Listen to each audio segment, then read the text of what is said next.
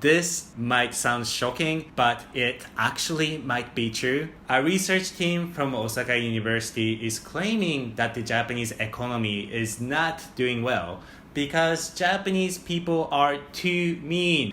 I have no idea what they're saying. Me, never. Me, never, mate. Huh? Osaka University people, what the hell you're saying? You think I'm mean? I'm gonna find your Twitter account and I'm gonna harass you day and night and see if you like that, huh? You like that, huh? Oh, cringy jokes aside, let me quickly explain about the Japanese economy so this makes more sense. So the 80s was when Japan was experiencing the bubble economy. So that's when the Japanese people were spending money like Kanye West and the entire nation was partying. But the bubble got its start in 1985. It was a buying frenzy. In bubble Japan, there was apparently a lot of time and money spent on earthly pleasures. In some places, after-dinner coffee was served sprinkled with gold dust for $500. While it's true that globalization could be a reason why Japan lost its competency in global market, because as you might be aware, all the manufacturing is now done in other countries. But here's a catch, right? Other developed nations, such as the US and the UK, are experiencing the same thing.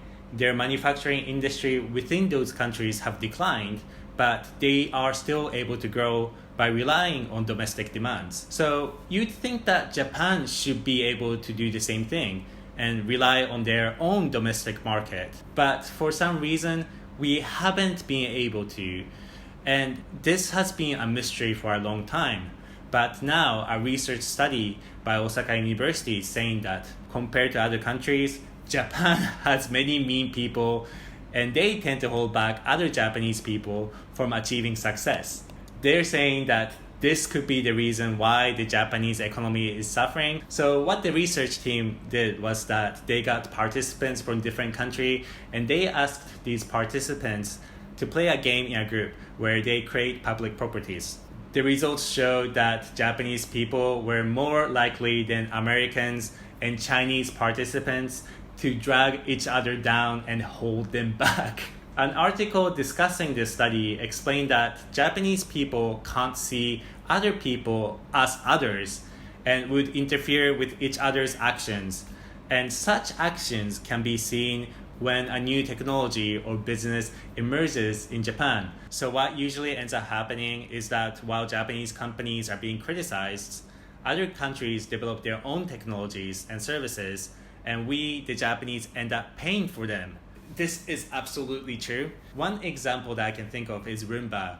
You know, the robot vacuum cleaner product that your rich friend has?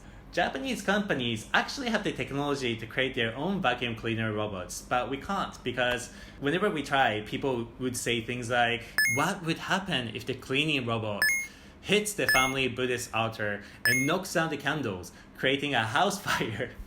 It sounds silly, but Japanese companies are actually extremely risk adverse. The article doesn't stop here. It actually goes on a bit more, saying that successful people in Japan are envied and hated, which makes them rarely talk about their own experience, which means that successful role models are not shared. Do you guys think that this is true? As a Japanese person, I know it's true, but the Japanese billionaire, entrepreneur, and mega douche, Yusuke Maezawa, also saw this article and tweeted, I agree. Outside of Japan, people congratulate successful people in earnest, while in Japan, envy and jealousy comes first. So he's saying this, but yeah, I've actually seen his TikTok, and they are very, very boring.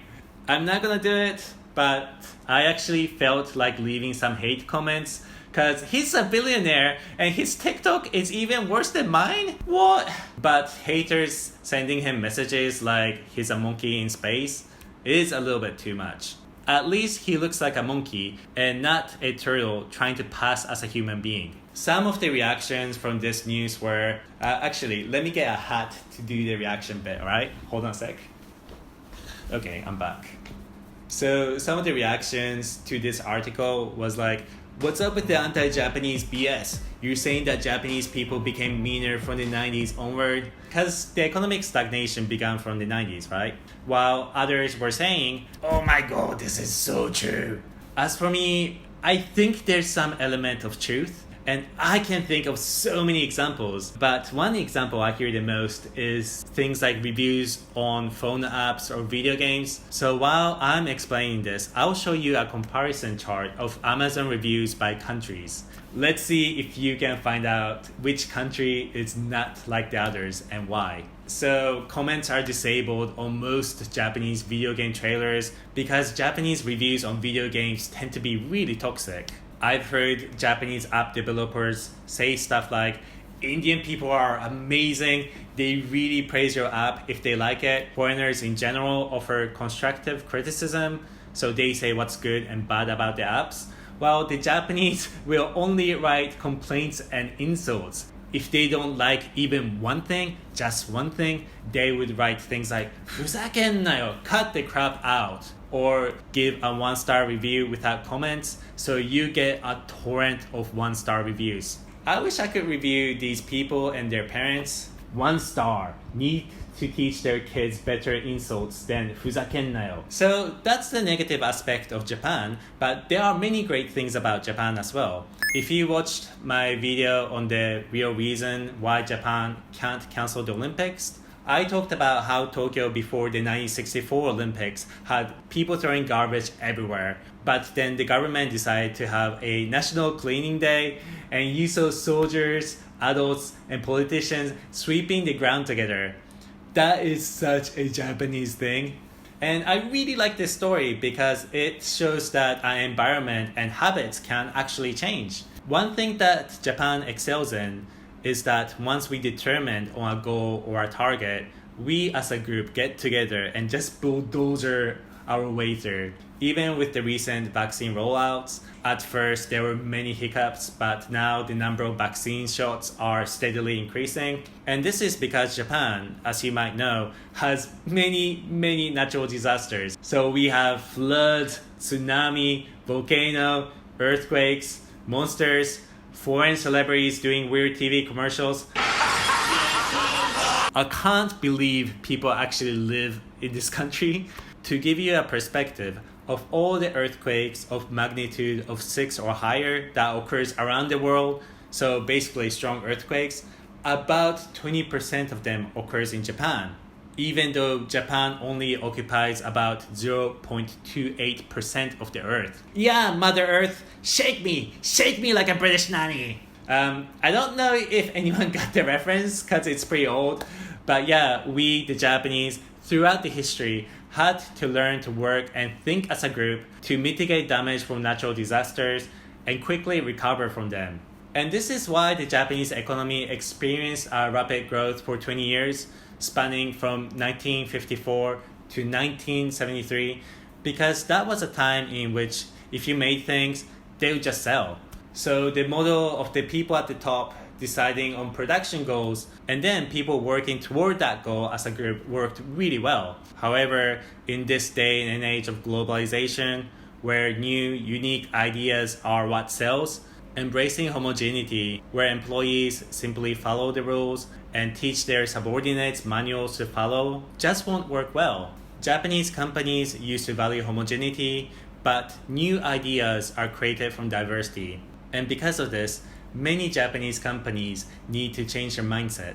So I kind of feel that there are always things that we could learn from different cultures and from each other. Just like any other country, there are things that we, the Japanese, need to address, but there are also many great things about Japan. So last month, I talked about this crazy sensitive neighbor lawsuit, and Bess of Hardwick left a comment. I would like to read parts of it. So she wrote, "For me, the weirdest neighbor thing is when people go through other people's trash to check if they've separated the trash properly. And if they haven't, they complain to you or even to other people." And yes, in Japan, this actually happens. She then wrote, "The most extreme case I heard was when the neighbor of one of my workmates telephoned our company to complain that he hadn't separated his trash properly. the neighbor had got the company's phone number from documents in my coworker's trash. This would be considered an invasion of privacy or even stalking in the UK, but in Japan, apparently not, because the company scolded my coworker. This would be unheard of in the UK. Looking forward to the next video. First of all, thank you for your comment, Bess. I'm actually wondering where this was, because I don't think things like this happens in big cities like Tokyo, because in Tokyo, people actually mind their own business, and people in Tokyo can be really cold. In Japan, different districts have different rules on how to throw away your trash. All over Japan, you're supposed to separate combustible and non-combustible trash. But depending on the district, you're also supposed to throw away different things like bottles on certain days. And some stuff has, plastic parts and then paper parts. And I'm like, okay, is this combustible or not?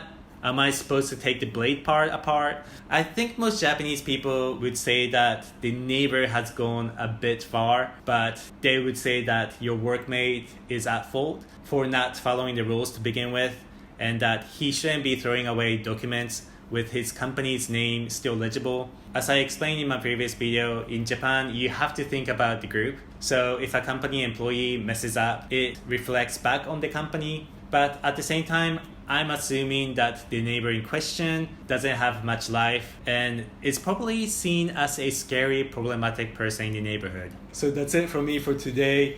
Thank you for watching until the end. Is there anything you don't like about your culture? Or are the Japanese too self-critical about themselves? Please let me know in the comment section, and I'll see you guys in my next video. And yes, my voice is a bit deep at the moment because my throat is pretty much dead. Alright, I'll rest it and I'm gonna work on my next video. I'll see you guys soon. チャンネル登録よろしく。